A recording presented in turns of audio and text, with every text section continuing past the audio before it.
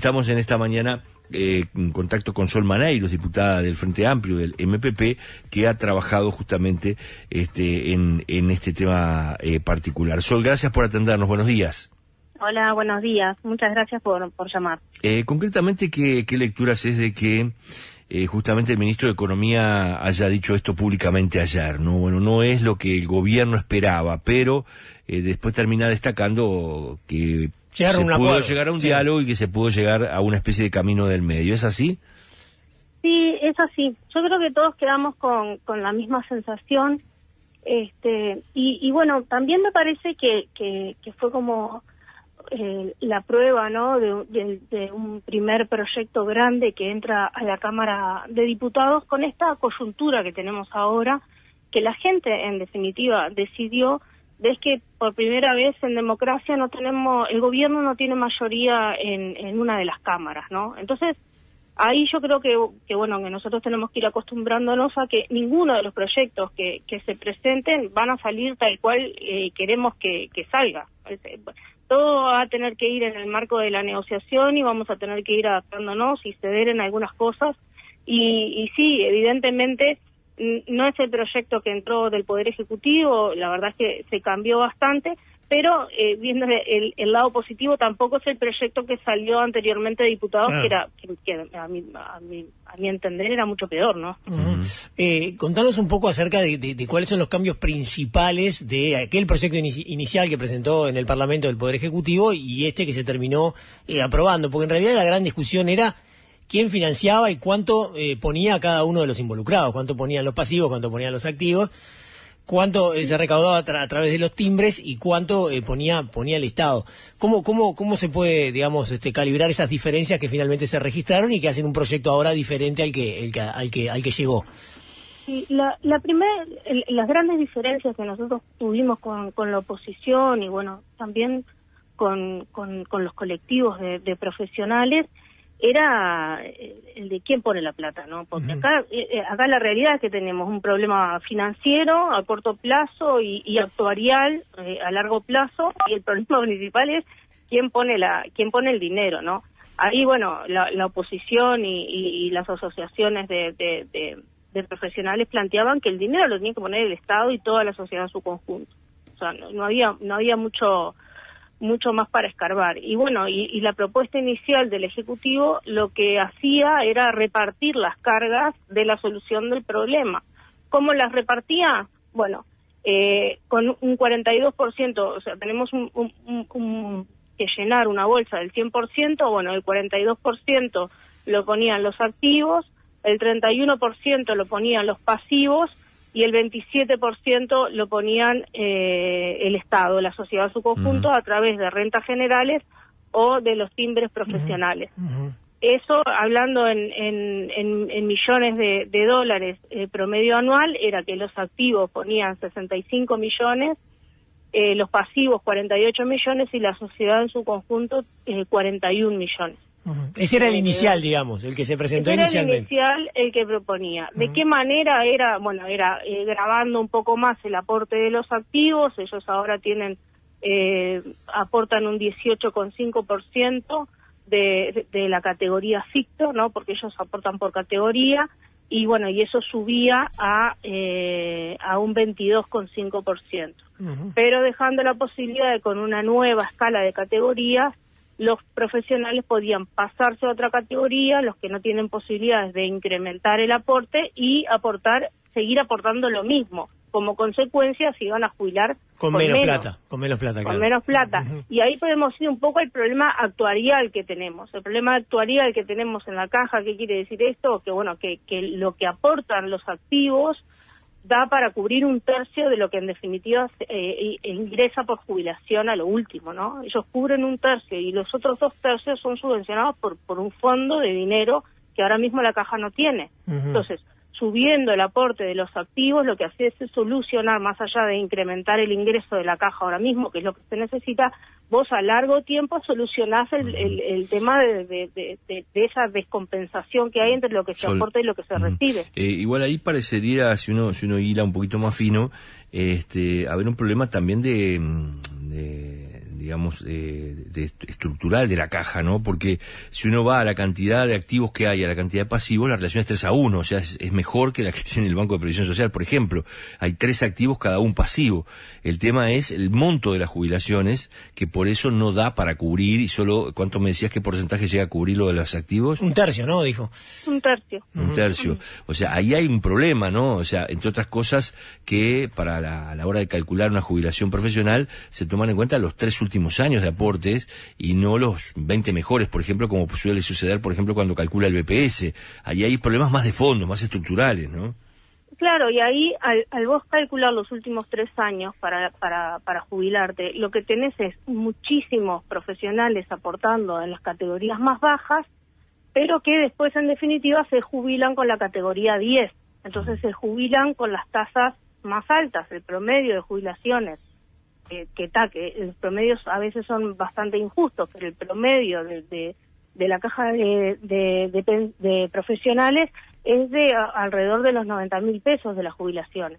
Entonces, claro, como vos no tenés una escala en las categorías coherente con el promedio que se te hace para jubilar, tenés muchísimos aportantes en la categoría 1 y 2, ¿no? O sea, el 70% de los profesionales aportan por la categoría 1 y 2. ¿Que sería un aporte de cuánto, más o menos, para tener una idea?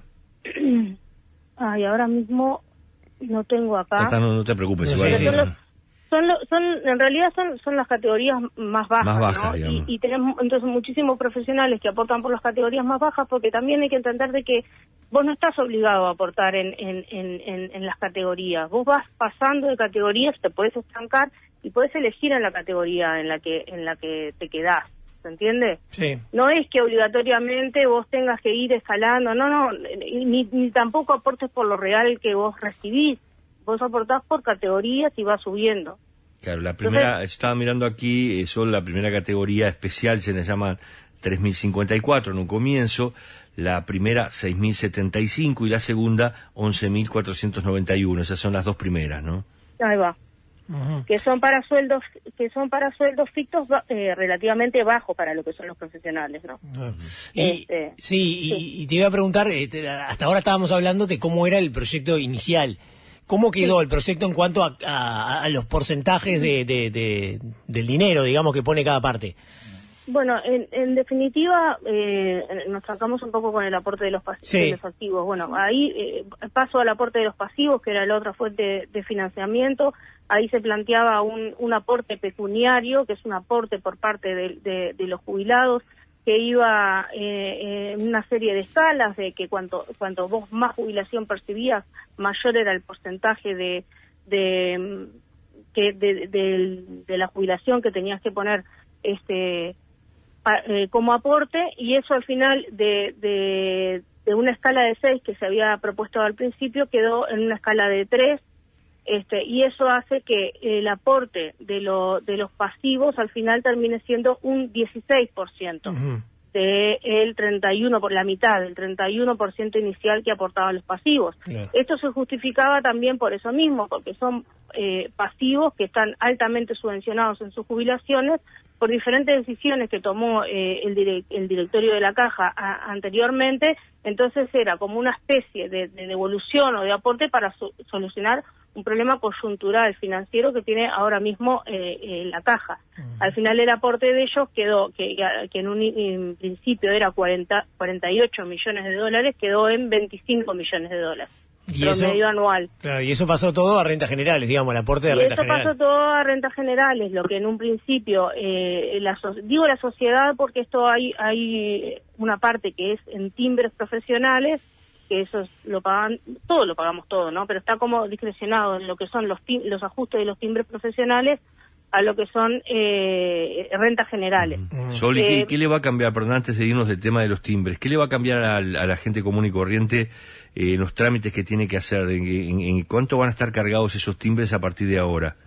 Bueno, ahí la propuesta inicial de la oposición era que se subiera un 50% de los timbres en cuestión de 2 años, un incremento del 50% de los timbres y más allá del ajuste de los timbres. Hay 2 maneras.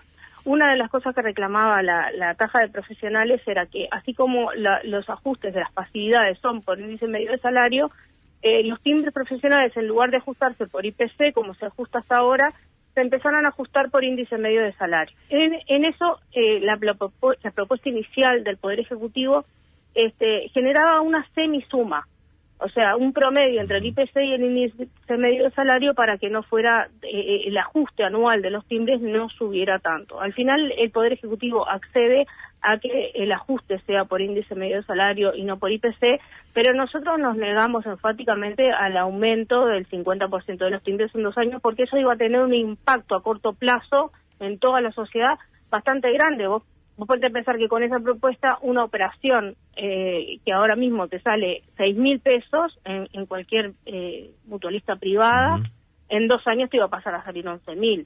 O sea, ese era el impacto, ¿no? En los medicamentos, o sea, tenía un impacto grande. Y al final lo que quedó es que el ajuste de los timbres profesionales se haga por índice medio de salario, que eso no tiene un impacto inmediato, tiene un impacto anual que en lugar de ajustarse por IPC se ajusta por un poco más, que depende del crecimiento salarial que haya. Ahora se viene una otra etapa, ¿no? Que es que el tema de la convergencia hacia... Pará. Sí. El Estado iba a poner, me decías vos, en un comienzo 41 millones de dólares y ahora va a poner, según lo que se aprobó, como decía Odone, 80, cerca de 80. 81 millones de dólares promedio anual. O sea, es una diferencia importante en relación a lo inicial. Es el doble. Es el doble. Pepe, perdona, pero para que quedara claro ese punto. Entrar en el tema de la convergencia, ¿no? Porque va a cambiar la forma en la que funciona la caja. Como decíamos, por ejemplo, los años que se toman en cuenta para calcular la jubilación, a qué edad se pueden llegar a jubilar los profesionales. ¿Cómo quedó eso concretamente? Sí, ahí la convergencia quedó a partir de los que nacieron en el año 70. La propuesta inicial era que fuera a partir del año 67. O sea, se planteaba adelantar la convergencia. ¿Qué pasa a partir de los que nacieron a partir del 70? Claro, y ahora pasó a partir de los nacidos en el año 70. Y ahí toda la convergencia al sistema previsional común. O sea, todos vamos a estar en el mismo sistema de BPS, digamos. Sí, sí. Se adelanta un poco cuando termina, en realidad, como termina la convergencia. Ustedes vieron que en BPS tarda 20 años la convergencia en total para que lleguemos todos a un sistema común. Y lo de ellos se adelanta un poco por esto que yo explicaba, ¿no? Del problema que tenemos del cálculo de las jubilaciones y del problema financiero serio que tiene la caja ahora mismo. O sea que se absorben las paraestatales, digamos. No se absorben.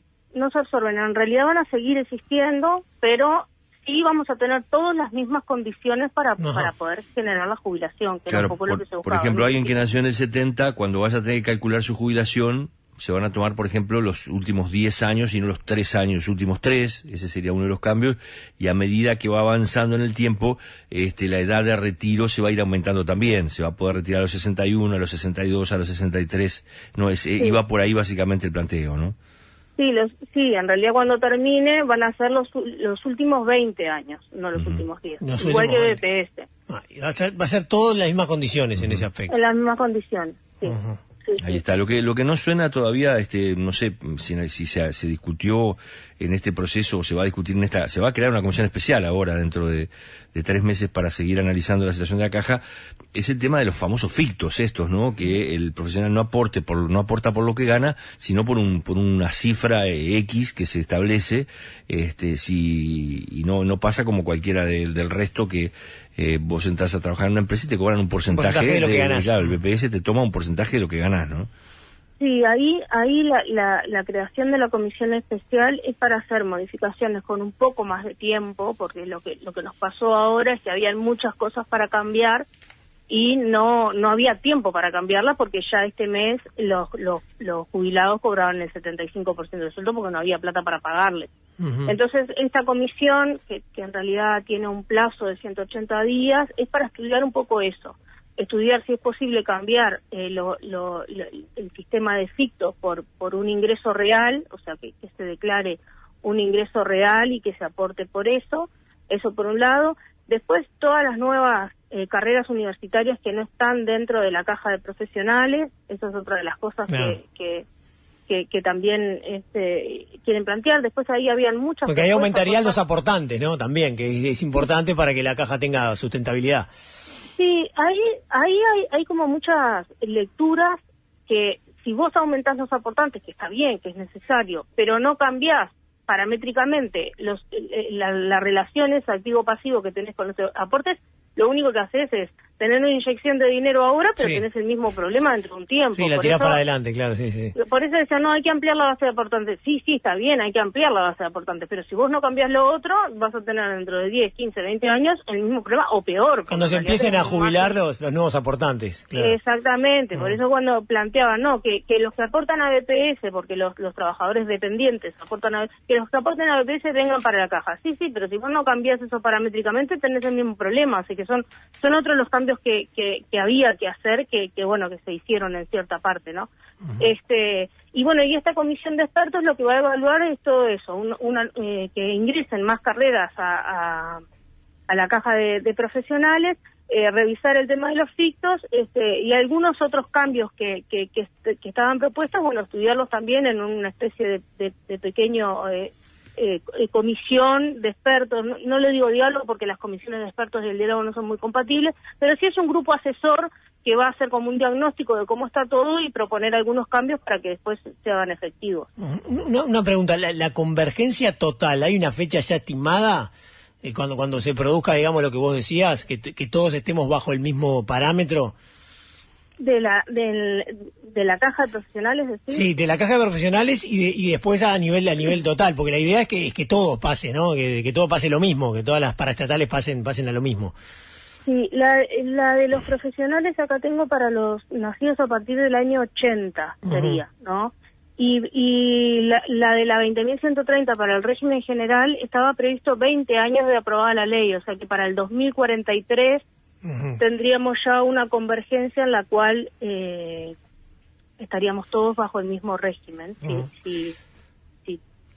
Y la última pregunta, por lo menos de mi parte, tiene que ver con el trámite parlamentario, porque claro, vos lo decías al pasar, ¿no? De diputados salió un proyecto que en realidad fue aprobado por la oposición, porque Salles se retiró de sala y entonces ahí la oposición tenía mayorías y logró sacar un proyecto que fue para el Senado. Pero después los senadores empezaron a discutir y llegaron a un acuerdo.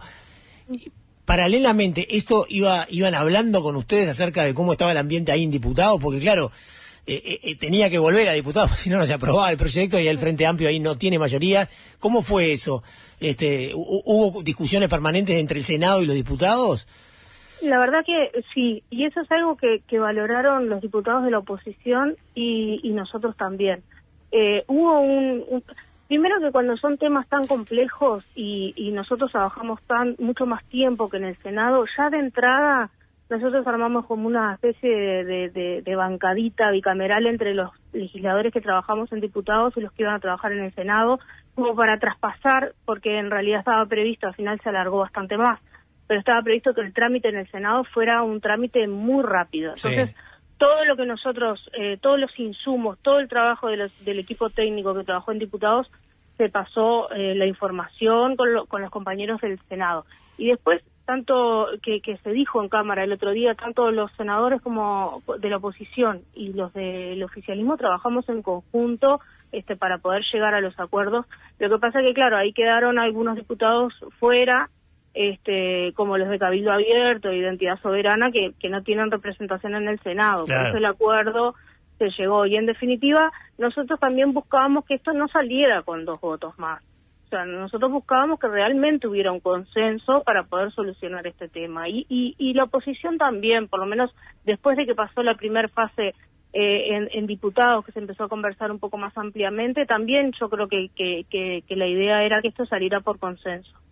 Bien, te agradecemos mucho. Estamos en conversación con Sol Maneiro, que es diputada del Frente Amplio, que trabajó en esta comisión especial sobre la caja de profesionales. No te quedes tan tranquila, Sol, porque mira que ya hay un titular en la diaria hoy que dice que afiliados preparan acciones de inconstitucionalidad ante la Suprema Corte de Justicia tras la aprobación de la reforma de la caja de profesionales. ¿No? Que vuelve el tema, entonces. Sí, igual, bueno, eso yo creo que están en todo su derecho en presentar las acciones que consideren que tengan que presentar. Yo creo que en eso el Uruguay tiene esa característica. Ya se han presentado en la caja bancaria y en otras cajas también, y la jurisprudencia plantea de que este aporte es constitucional. Ahí a mí me parece que hay un error por parte de algunos legisladores que livianamente dicen esto es inconstitucional, esto como si uno estuviera hablando de cualquier cosa. Me parece que hay que ser muy respetuoso con la Constitución de la República, y no hay una sentencia que haya planteado que este aporte a los pasivos, que ya existe en este país y en muchos países del mundo, plantee que es inconstitucional. Así que me parece que hay que ser un poco más cuidadosos a la hora de livianamente decir que una cosa es inconstitucional. Claro, hay un director de la Caja, yo la verdad sí. no dialogaba acá en el programa con él, Fernando Rodríguez Sanguinetti, unos directores, que en esta nota que le hace La Diaria dice hoy es para pasar el periodo de gobierno y nada más este proyecto, y no es verdad que la reforma recaiga en partes iguales. Según este hombre, el grueso de la reforma la van a pagar los afiliados y el aporte de rentas generales es mínimo. Es un proyecto espantoso, muy malo para los profesionales y muy malo para la Caja, y dijo que hay colectivos, ¿no?, que van a recurrir ante la justicia por no estar de acuerdo, ¿no? Así que bueno, vamos a seguir conversando seguramente. Sin embargo, los porcentajes que se manejaron son muy diferentes a lo que él dice, ¿no? Claro. En relación al aporte de la sociedad, como dice O'Donnell, porque no dice Estado, dice la sociedad. Sí, un comentario que quiero hacer con respecto a esto es que el presidente de la Caja de Profesionales dijo que era un proyecto equilibrado, y otra de las cosas que quería comentar es, yo estuve en comunicación directa con el Ministerio de Economía, y una de las consultas que hice tempranito ayer después de que se votó el proyecto, me dice que el proyecto es un proyecto que le da equilibrio y le da una tranquilidad a la Caja por lo menos 20 años. O sea que por más de que se hayan habido modificaciones, realmente es un proyecto que garantiza los equilibrios y actuarialmente el mantenimiento de la Caja por lo menos 20 años, y por supuesto que después vamos a tener que ir haciendo modificaciones a lo largo, porque eso va a ser una gran reforma del sistema previsional. Cada 10, 15 años no va más. Ahora, con los cambios del mundo del trabajo, vamos a tener que estar revisando y modificando los sistemas previsionales constantemente. Así que, bueno, vamos a tener que acostumbrarnos a eso también. Bueno, muchas gracias por habernos atendido esta mañana, ¿eh? Gracias a ustedes. Mapa del día. La primera información para comenzar la jornada. Mapa del día. De lunes a viernes de 7 a 9 en Azul FM.